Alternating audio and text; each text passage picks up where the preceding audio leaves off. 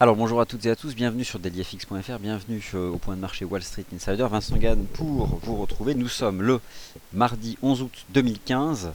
Des marchés financiers qui montrent à quel point l'évolution des taux de change impacte l'ensemble des classes d'actifs. C'est ce qu'on observe aujourd'hui sur les actions de la zone euro avec une hausse de l'euro. Alors de manière générale, ne vous trompez pas, la hausse de l'euro-dollar n'est pas une baisse du dollar américain, mais c'est une hausse globale de l'euro. Je vais vous en donner la raison fondamentale. La meilleure façon de l'observer, c'est d'étudier la dynamique de l'US Dollar Index ou encore de l'Euro Index. Alors l'US Dollar Index se trouve sur la plateforme FXM par défaut. Quant à l'Euro Index, il faut personnaliser votre plateforme. Pour cela, vous avez le mode d'emploi dans notre forum, dans la section indicateurs personnalisés. Et aujourd'hui, c'est bien l'euro qui monte. Et vous allez voir, cela se retrouve sur l'euro yen par exemple, l'euro CAD, l'euro AUD. L'euro AUD qui construit un beau mouvement haussier. Alors forcément, l'AUD est aussi faible. Et pour tout un tas de raisons, propres à l'économie australienne et propres à cet événement monétaire inattendu qu'est la dévaluation du yuan renminbi par la Banque populaire de Chine. Une dévaluation, ça faisait longtemps qu'on n'avait pas vu ça. Ça rappelle un peu une autre époque du marché des changes, mais cela rappelle aussi à quel point ce qu'on appelle le Forex, le marché des changes flottant, qui existe maintenant depuis près de plus de 40 ans, eh bien, ne s'applique pas encore à toutes les monnaies. Le yuan renminbi, la monnaie chinoise, a un taux de change fixe, en tout cas variable, mais au sein de marges fixes établies par la Banque populaire de Chine. Et c'est donc cet élément-là qui a été modifié la nuit dernière avec un renforcement immédiat, ça a été instantané, une dépréciation, une dévaluation immédiate de la monnaie chinoise de 1,9%. Alors s'agit-il d'une dévaluation compétitive ou s'agit-il d'une dévaluation pour s'ajuster sur les critères qu'exige le Fonds monétaire international pour un jour introduire définitivement la monnaie chinoise dans le régime d'échange flottant, ce qu'on appelle le Forex. Alors ça, on n'a pas la réponse, mais c'est probablement un peu les deux.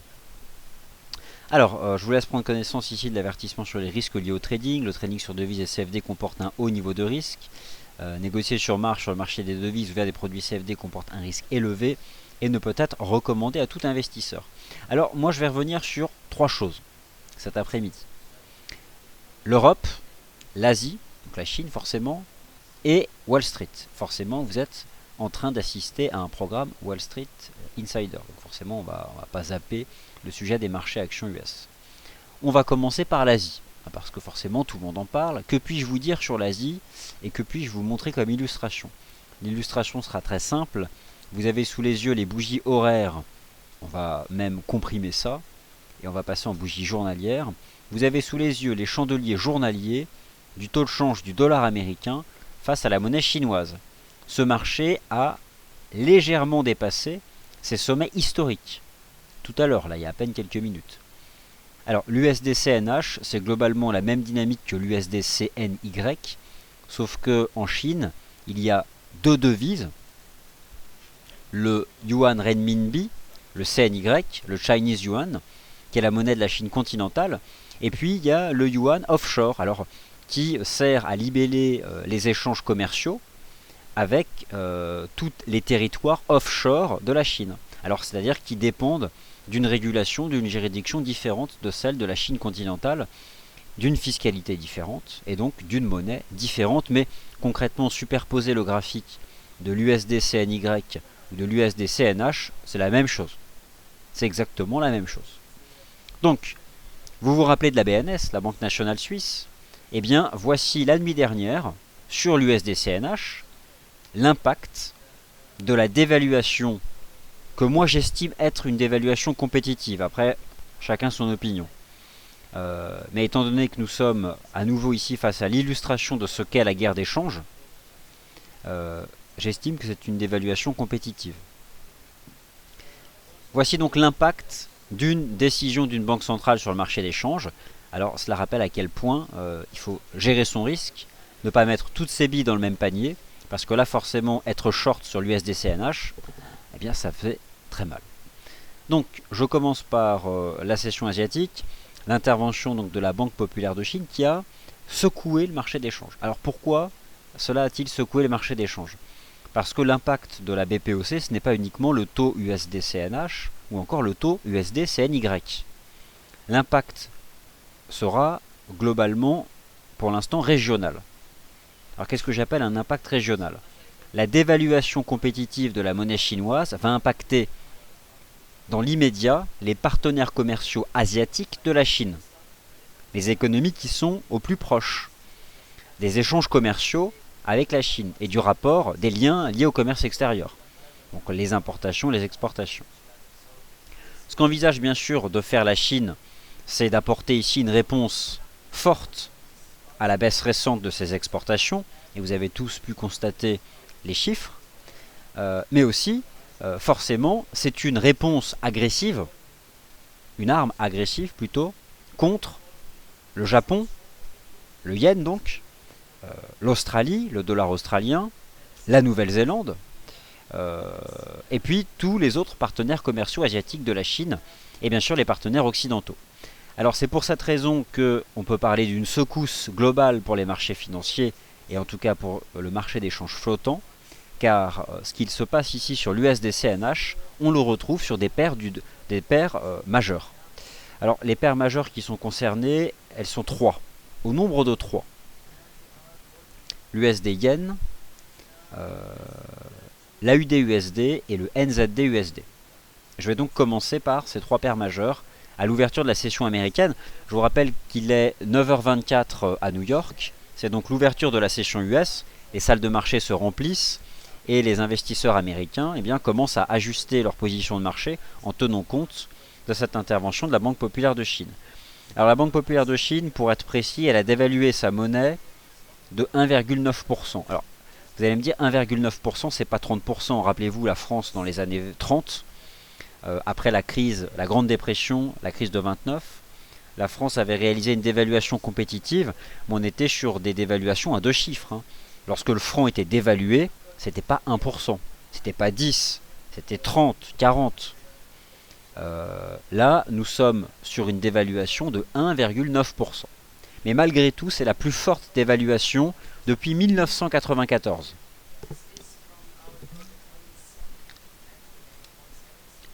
Donc cela n'est pas anodin. Alors si je devais choisir une monnaie sur le marché des changes flottants qui est directement impactée par cela, c'est le taux de change AUD-USD. Alors on vous a proposé sur notre site une étude sur l'AUD-USD. Je dirais que tout a commencé en utilisant cette fois-ci l'analyse technique par un bull trap. Et finalement un double top, voire un triple pour certains, sous les 0,7430. C'est pour cette raison que je fais le choix de commencer par cet événement asiatique, alors qu'on est dans un Wall Street Insider. Ça reste quand même aujourd'hui l'élément fondamental qui influence au plus près les marchés financiers. Donc double top ou triple top, comme vous voulez. Bon, alors admettons que la ligne de coup n'est pas brisée, mais j'estime qu'elle le sera. J'estime surtout qu'on a ici, avec la cassure des 0,7350, un événement précurseur. Le dollar américain, ne vous y trompez pas. Vous allez me dire, mais l'euro-dollar monte, le dollar baisse. Le dollar ne baisse pas. Voici le dollar.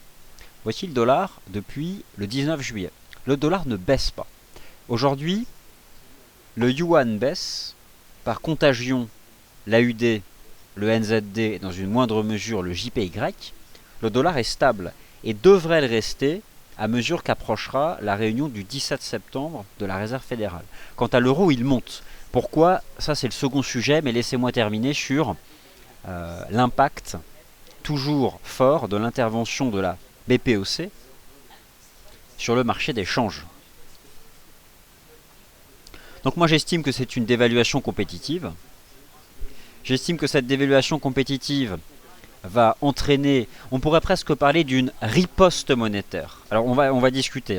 Je vois que pour certains vous n'êtes pas d'accord sur le fait qu'il s'agit d'une dévaluation compétitive. Il faut s'attendre à ce que moi j'appellerais une riposte monétaire des banques centrales immédiatement concernées par ce que pratique la Banque du peuple chinois. La RBA, la RBNZ, attendez-vous à de nouvelles baisses de taux d'ici la fin de l'année. Quand bien même le dollar US resterait neutre, et aujourd'hui il est neutre, c'est l'euro qui monte. Le dollar ne baisse pas. Le dollar ne baisse pas aujourd'hui.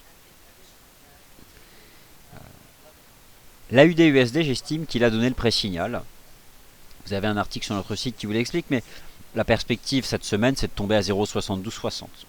J'estime qu'être short de la UDUSD est une bonne stratégie sur le marché d'échange flottant pour justement viser cette zone. Alors, visiteur, question justement en UT15 sur la UDUSD. Bah, écoutez, on peut regarder, mais je vais zoomer. Il est probable d'ailleurs qu'on soit en train de valider une espèce de figure en épaule, tête-épaule de continuation. On a fait une jambe de baisse. Alors là, c'est la baisse de le dollar australien qui est directement liée à l'intervention de la Banque populaire de Chine la nuit dernière. Mais là, potentiellement, oui, on serait en train de casser la ligne de coup d'une espèce de structure en épaule, tête, épaule de continuation. Donc oui, de toute façon, là maintenant, c'est simple. Pour les stratégies de vente, le stop, c'est au-dessus du plus haut qui a été marqué ici. Donc c'est au-dessus des 0,7360. Stop au-dessus des 0,7360 pour viser un repli en direction des 0,7230. Ça passe en termes de money management. On a, mais bon, le pullback a eu lieu ici. On avait vraiment le pré-signal à la cassure. Bon, en tout cas, moi, je trouve que chercher des points de vente sur la UDUSD, c'est une bonne stratégie. Autre devise influencée par ce qu'il s'est passé en Chine, c'est le taux NZD-USD. Alors, à proprement parler, c'est un marché de range désormais. Après cette vague de baisse, le taux NZD-USD s'est installé ici dans une phase rectangulaire. On a tenté d'accélérer en dépassant ici cette ligne de tendance. Le marché la réintègre, est en train ici de tergiverser. La perspective, c'est quoi? J'estime qu'on a fait une jambe de baisse, des petites toupies, des chandeliers à petit corps, et que cela appelle à un choc. À nouveau, une jambe de baisse en direction ici des 0,65 $. Donc j'aurai toujours une anticipation négative sur le NZD-USD, essentiellement parce que on pourrait même parler ici d'un double top. Je vais mettre le niveau horizontal. Mais on retrouve quand même un point commun chartiste avec la UDUSD. Et donc on aurait brisé la ligne de coup, ce qui fait que mécaniquement, si j'utilise ici une expansion de Fibo, oui voilà, rien envisagé que ce marché tombe en direction des 0,65. Alors le GBP USD, bon, pas grand chose à en dire, puisqu'aujourd'hui il n'y a pas d'événement propre au sterling ni à l'USD, c'est neutre.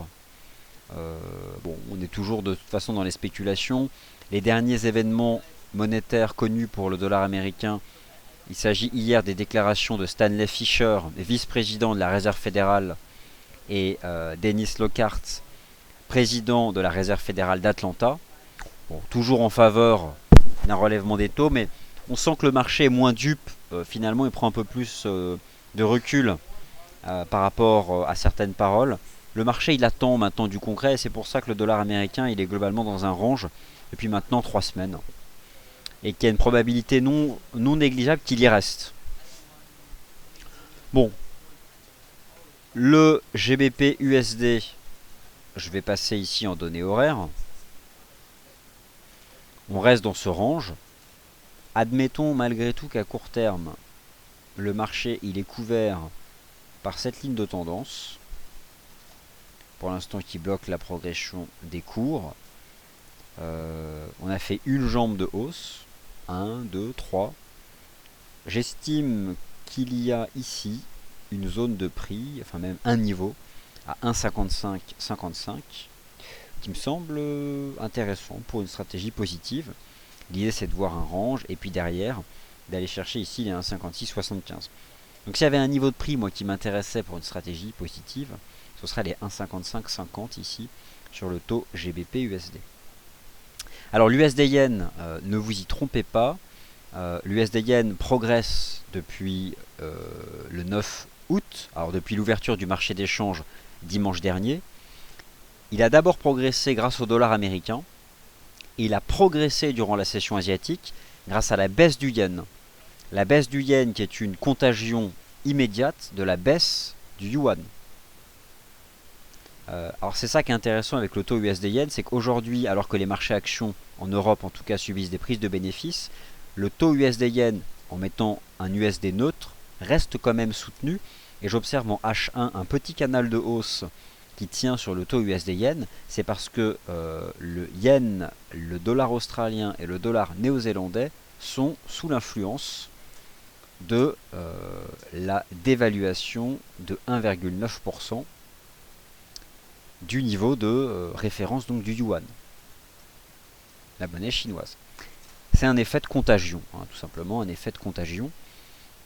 Alors c'est pas le yen, l'AUD ou le NZD n'ont pas perdu 2%, mais malgré tout, quand même, entre 0,5 et 1%, donc ce n'est pas rien. En tout cas, le taux USD-Yen en H1 reste soutenu par ce canal. On a eu un signal technique positif à la cassure des 124,50. L'idée à ce moment-là était de rejoindre le niveau des 125, qui a été rejoint. Je dirais que même si on a un biais positif du fait de ce canal haussier chartiste, j'aurais tendance à dire à court terme que ce marché est désormais dans un range entre 124,50 et 125, mais il y a un biais positif. Et là, qui vient de ce qu'a fait la BPOC. Pourquoi est-ce qu'il y a un effet de contagion? Parce que forcément, si on part du principe qu'il s'agit ici de la poursuite de la guerre d'échange, les autres banques centrales ne vont pas rester sans riposter. La meilleure façon de riposter, c'est on ne peut pas dévaluer la monnaie. Le yen, le NZD, l'AUD ne peuvent pas être dévalués parce qu'ils appartiennent au marché d'échange flottant. Par contre, les banques centrales ont entre leurs mains un certain nombre d'outils qui font qu'elles pourraient se déprécier. Donc c'est assez différent. Et là, forcément, c'est la manière forte pour la Chine, la dévaluation. Ben, il y aura derrière des réactions. Et vous allez voir, ça ne tardera pas, et je ne serai pas surpris qu'en septembre, on ait des réactions monétaires pour créer de la dépréciation, notamment sur l'AUD et le NZD. Et je pense que l'AUD-USD et le NZD-USD sont toujours en risque de baisser davantage. Bon, en tout cas, c'est une action que le marché n'a pas anticipée. On savait que la BPOC intervenait de temps en temps sur le marché d'échange. Mais alors de là à utiliser l'arme de la dévaluation, autant vous dire que cela signifie que les autorités en Chine s'inquiètent du niveau qu'atteint le ralentissement de la croissance économique. C'est la mesure, je dirais, la plus ferme que l'on puisse prendre. C'est l'utilisation de la loi. Hein. Donc voilà. Alors, c'est ce que je pouvais vous dire, moi, sur la UD-USD, le NZD-USD, le taux USD-Yen. L'euro-dollar, je vais vous en parler. Laissez-moi simplement finir sur le taux USD-CAD. Alors, le taux USD-CAD, il consolide légèrement. Cette ligne de tendance n'est plus valide, c'est un fait. J'estime cependant qu'il faut toujours s'intéresser au niveau de support du taux USD-CAD parce que le dollar canadien est sous pression et parce que le prix du pétrole n'a probablement pas fini de baisser. Quand bien même il se stabiliserait à court terme sur ses plus bas annuels, naturellement il y a un effet rachat de short lié là aussi à la décision de la Banque centrale de Chine. Vous réalisez à quel point tous les marchés sont liés, c'est ce qu'on appelle les relations intermarchés. Mais la réaction sur les matières premières, elle n'est pas non plus très forte. Donc c'est probablement une opportunité d'exploiter les résistances sur le pétrole et d'utiliser les supports sur le taux USD-CAD.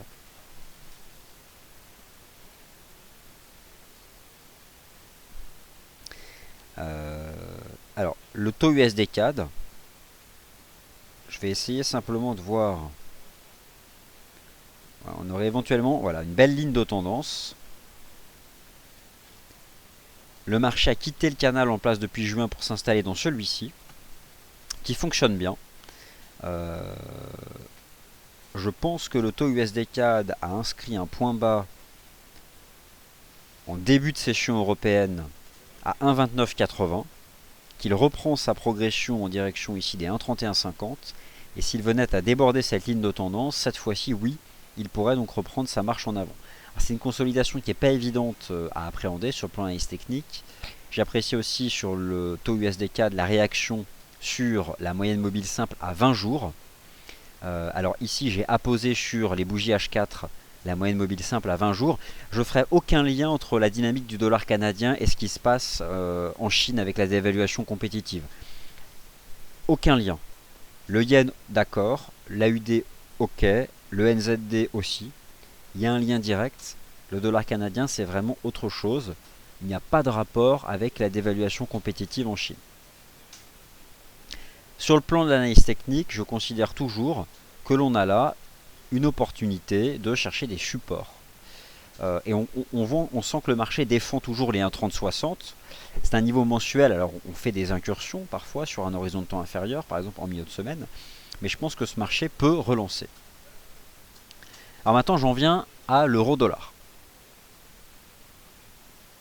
Que se passe-t-il sur l'euro-dollar? Il monte fermement. C'est l'euro qui monte. Alors j'en viens à la deuxième partie de ce webinaire. Pourquoi l'euro monte? C'est simple. Enfin simple. La Grèce et ses créanciers sont parvenus à un accord. Cette fois-ci, l'accord il est ferme. Les objectifs sont établis. Les objectifs de gestion de la dette sont établis. La Grèce sera lors des 3 prochaines années sous un contrôle budgétaire strict. Elle devra rendre des comptes à ses créanciers sur sa gestion budgétaire. Donc la réduction de son déficit budgétaire et à terme de son déficit public. Cette fois-ci, on approche d'un accord définitif, c'est-à-dire que les réunions de l'Eurogroupe pour statuer sur la Grèce, tout ça, ça va se terminer, puis on va passer à autre chose. Et puis probablement se concentrer lors des prochains mois sur ce que j'estime être les 2 sujets du dernier trimestre, la Chine, et l'action de la BPOC vous l'a démontré, et bien sûr la Réserve fédérale. La Grèce, c'est du passé. Il faut savoir dépasser ce qui a marqué bien sûr les marchés pendant le printemps. Ça reste une problématique, mais pour les marchés financiers, on en reparlera en 2018. Voilà, c'est l'échéance, c'est ce dont dispose maintenant la Grèce pour faire ses preuves. Là, je ne sais pas le chiffre exact, mais autour de 80 milliards d'euros. Jusqu'en 2018 pour faire ses preuves, on passe à autre chose. Donc forcément, là, on a un mouvement qui est positif sur l'euro. Je vais maintenant vous faire un tour d'horizon des paires en euros pour illustrer mon propos. Le taux euro-dollar. Ce n'est pas le dollar qui baisse, encore une fois, c'est l'euro qui monte.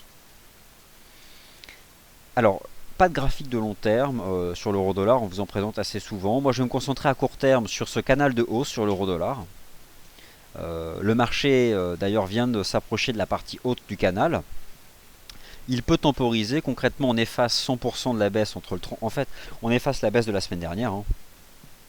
Donc, c'est un retour à la case départ, tout simplement. Doit-on shorter agressivement les 1,11 du taux de change euro-dollar? C'est une résistance. C'est le point de rejet du 31 juillet. C'est cette zone-là. Donc forcément, c'est une zone de résistance. Est-ce que le marché pourrait la pénétrer un peu plus en profondeur? Pourquoi pas? J'aurais tendance plutôt à considérer qu'on a cassé ce matin une résistance ici qui s'établissait à 1,1050. Alors peut-être aller chercher les 1,11, mais voilà, on est quand même sur probablement une zone technique de vente, les 1,11. C'est pas parce que c'est un chiffre rond, bon bien sûr ça joue, mais c'est aussi parce que c'est une zone horizontale de résistance entre 1,11 et 1,1130. Voilà, je vais la situer ici, et qui est susceptible à un moment ou à un autre d'entraîner une phase de vente. Donc on n'y est pas encore, éventuellement on peut pousser jusqu'à 1,11 à 1,1130, mais c'est dans cette zone de prix que je commencerai à me poser la question de stratégie de vente. Ça c'est mon opinion technique. Après voilà. Alors ça c'est tout le tour d'horizon que je pouvais vous proposer sur les paires majeures. Je vois déjà de nombreux commentaires. Alors je vais tout regarder. Alors je commence à répondre à vos questions parce qu'il y en a un paquet. Je me permettez l'expression. Je poste tout, hein, voilà. Les commentaires positifs ou négatifs. Alors, Oracle qui nous dit que la Grèce, on s'en fiche, c'est du blabla, ça n'a pas de poids contre la dévaluation du yuan ou la guerre des monnaies. Donc voilà, c'est peut-être plus ou moins ce que j'ai dû dire en substance. Je suis d'accord avec vous, Oracle, à propos du fait que la Grèce n'a pas d'impact décisif sur l'euro. Alors, toutes les questions, donc ok. Alors, Dimson, pensez-vous que le taux USD-Yen va chuter? Alors, je reviens sur le taux USD-Yen. Je laisse ici le dollar américain.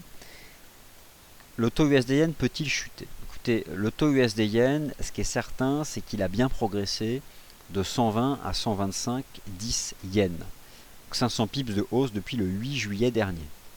On aurait pu s'attendre à ce qu'il baisse, mais il n'a pas baissé. grâce à la baisse du yen durant la session asiatique. Moi je vais prendre un peu de recul sur le taux USD yen. C'est pas évident de répondre à cette question. Moi j'aurais tendance, je vais simplement positionner cette ligne chartiste. Voilà, j'ai deux canaux. On est dans un mouvement ascendant hein, depuis le 28 juillet. Il y a tout de même à tout moment le dollar américain qui peut être soutenu. Le JPY, et il faut s'attendre à ce que la BOJ, je pense que la Banque Centrale du Japon ne restera pas sans réponse. Vous savez quoi? Je pense que de toutes les banques centrales, celle qui est surprise, c'est la banque dirigée par Haruhiko Kuroda, hein, le patron de la BOJ. Attendez-vous, bon, on verra, hein, mais attendez-vous à une réaction de la BOJ. Elle ne va pas laisser l'action de la Chine nuire à sa croissance économique. Donc forcément, il y aura une réaction. Et donc je chercherai plutôt à vendre le yen. Donc, pour le moment, pour moi, d'un point de vue technique, on est dans ce canal, ça reste haussier, et je préfère m'intéresser au niveau de support. Et je dirais que le risque, c'est de casser les 125 et de monter vers 125,80. Je ne suis pas une girouette, on va dire, et tant que l'analyse technique ici n'apporte pas de modification, je reste plutôt avec un biais à envisager le dépassement à terme des 125. Alors le DAX et les indices. Alors vous êtes nombreux à me demander pour les indices, donc c'est parti, on attaque les indices boursiers. On va commencer par le CAC et le DAX, ce sera plus simple. Alors pour le DAX, on est dans le scénario correctif décrit donc par l'article DAX qui est sur notre site, proposé par Sylvain. Je vais moi prendre un peu de recul, enfin un peu de recul, je vais me remettre ici sur du H4. Me concentrer sur le mouvement de reprise en place depuis le 8 juillet. Pourquoi? Parce que ça a été le point bas suite à l'écartement du risque de Grexit. Prendre en main les toutes premières lignes de tendance. Quel est le niveau de prix sur lequel le marché pourrait agir? Alors déjà, on teste une ligne de tendance là à 11 315. Bon, c'est celle qui attrape le point bas du 8 juillet et le point bas du 27 juillet. Mais j'aimerais d'abord voir le RSI se dégonfler, revenir tout en bas, commencer à proposer des divs, ce qui n'est pas encore le cas. Malgré tout, on est sur... je vais retirer tout ce qui est un peu superflu. Voilà, on teste cette ligne de tendance sur le DAX. On a d'une certaine façon presque fait ici un espèce de double sommet hein, en intraday sur la base de ces bougies H4 pour en calculer la target. J'ai un niveau d'extension, alors je calcule une cible en extension et je trouve 11 283. A priori, il y a une extension de Fibonacci à 11 283. Donc on va dire que concrètement, ce serait un peu l'ultime rempart. Je vais le positionner 11 283. C'est une extension que je vais surveiller. Alors où est-ce qu'il est passé? Bon, bah, je l'ai perdu. Je vais le repositionner comme ça. 11 283. Voilà. Bon, je sais pas pourquoi il ne veut pas s'afficher, peu importe. Donc voilà, on teste cette ligne de tendance. Il n'y a pas vraiment d'éléments. Je vais aller en H1. Qu'est-ce qu'on fait en H1? Voilà, on a l'amorce d'une réaction. Même en H1, pas réellement de div encore. Donc on est dans... Alors pourquoi aussi? Parce que l'euro se renforce, hein, c'est la preuve aujourd'hui que l'euro se renforce. C'est un mouvement général de consolidation sur les marchés actions au sein de la zone euro, mais bon, c'est pas non plus la fin du monde. Hein. On est tout de même dans une belle dynamique de reprise depuis le 7 juin. Moi je vais me remettre ici sur les graphiques en données journalières. Bon voilà. Bon, forcément oui, c'est vrai qu'on a échoué sous les 5200, ça passe pas, mais j'éviterais de trop m'enfermer là dans une prévision de moyen terme. Je pense que les supports peuvent à un moment ou à un autre relancer la dynamique. Je vais simplement tracer sur le CAC ce type de ligne de tendance, la même que j'ai pu établir sur le DAX, alors en l'ajustant proprement, bien proprement. Bon, je ne sais pas pourquoi. Je vais essayer d'ajuster. Voilà.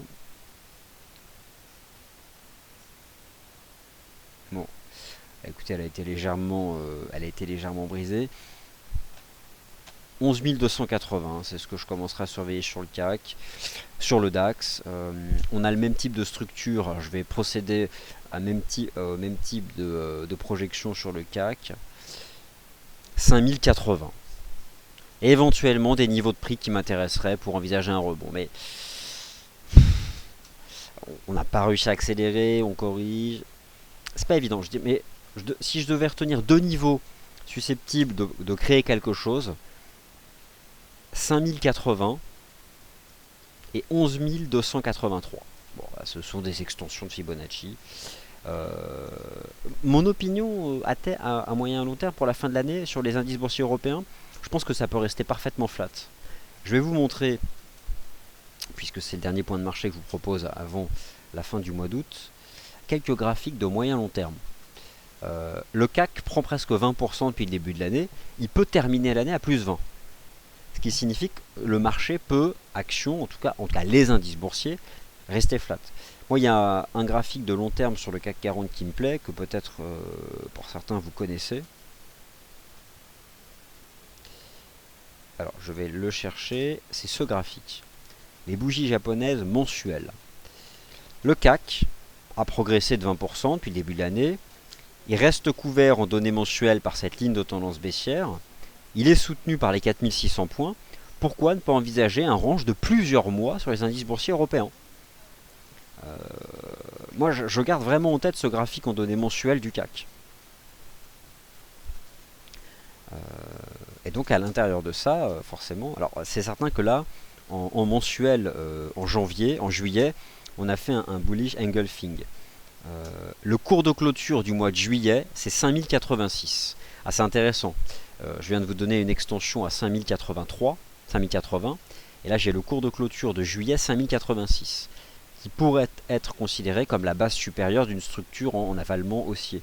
La bougie de juillet qui avale complètement celle de juin. C'est le rempart. On va dire que s'il s'agit d'anticiper la fin de la consolidation ou de souligner un niveau au-dessus duquel des acheteurs pourraient revenir, ce serait 5080. Et donc 11 280 sur le DAX. Bon, en tout cas, voilà, moi c'est ce graphique de long terme que je surveille ici sur ces marchés. Maintenant, laissez-moi vous montrer un graphique du pétrole. Ce que fait le pétrole depuis 3 mois, c'est très mauvais. Vous avez sous les yeux, accrochez-vous, le prix du pétrole depuis 25 ans. Simplement un graphique de long terme qui vous rappelle à quel point la zone des 44 $ est décisive. C'est une zone de prix qui avait bloqué l'avancée du marché en 1990, qui lorsqu'elle a été dépassée en 2004, avec l'explosion notamment de la consommation chinoise, entre autres, a créé une envolée en direction des 150 $.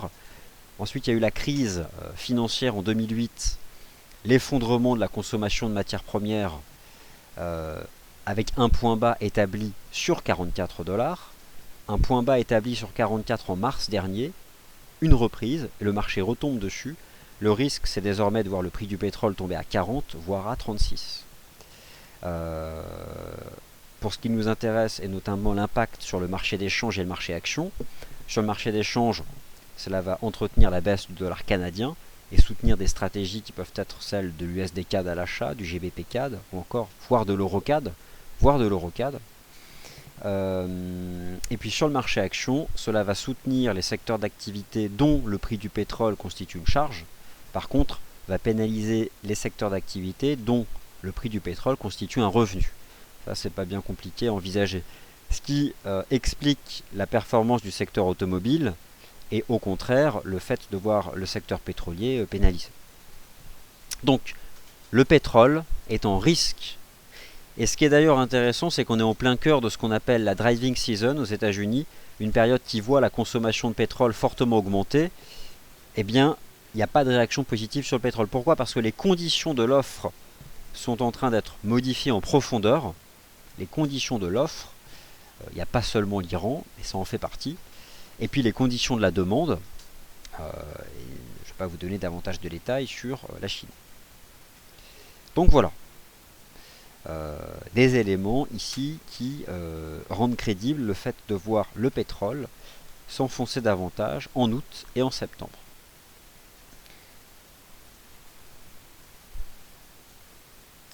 Alors, je continue de jeter un œil à vos questions. Alors Farid. Allez, Farid, je vais répondre à votre question puisque je vous l'avais posée ce matin et c'est vrai que j'ai oublié de répondre. Le fameux taux de change USD-CHF. Allez, je vais répondre à cette question. Que penser du taux de change USD-CHF puisque je vois que vous me le demandez fermement.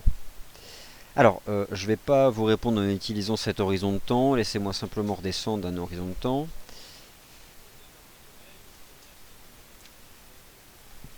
Accordez-moi quelques instants. Hein.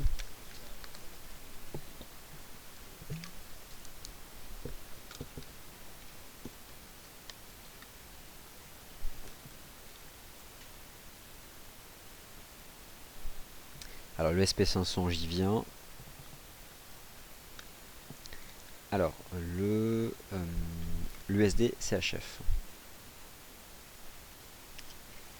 Alors, déjà première chose, puisque je vois une question à ce sujet, l'USD CHF n'est pas ou n'est plus l'euro-dollar inversé. Hein. Ça, c'est terminé depuis le 15 janvier.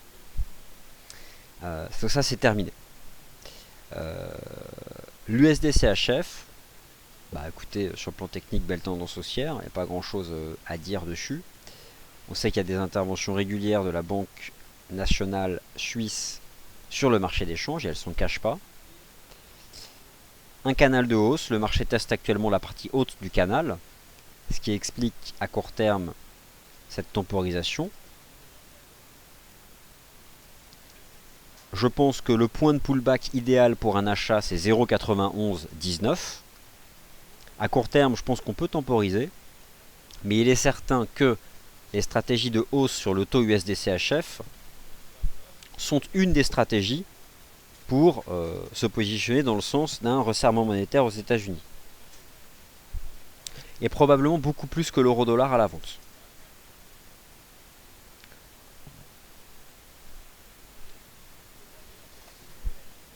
À court terme, on retrouve ce canal de progression. On voit que le marché commence à temporiser dans la partie haute.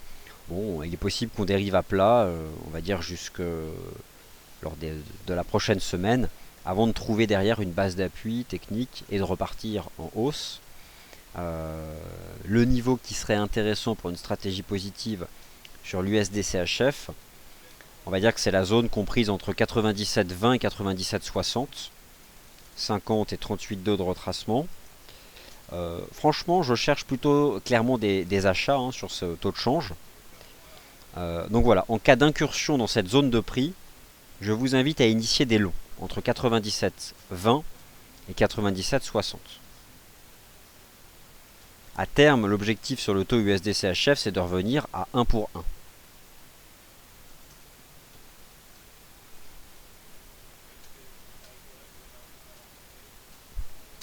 Alors maintenant, je vais vous parler de deux paires croisées. L'euro AUD et le GBP AUD.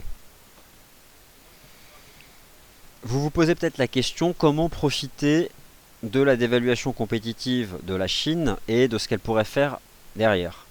Si vous avez, je dirais, quelques craintes à vous exposer directement au yuan, parce que forcément des interventions de banque centrale avec des gaps de 1500 pips, ça fait peur, autant vous positionner sur les devises du marché d'échange flottant, sans aucun risque de dévaluation, mais qui sont directement liés aux effets de l'évolution de la monnaie chinoise.